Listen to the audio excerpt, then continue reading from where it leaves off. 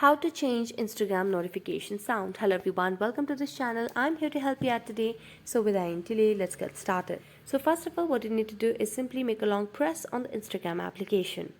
Here you'll have the option of app info, so tap on app info. So as you tap on the app info option, you can just scroll down and here tap on the notifications option. Scroll down again and you can see the option of others. Select on other. Here you can see the option of sound. Tap on sound and as you do that you will be able to see the options for you to select from for your sound on Instagram. So you can select on pre-installed ringtones or from your local ringtones as well. You can select whichever is more convenient for you.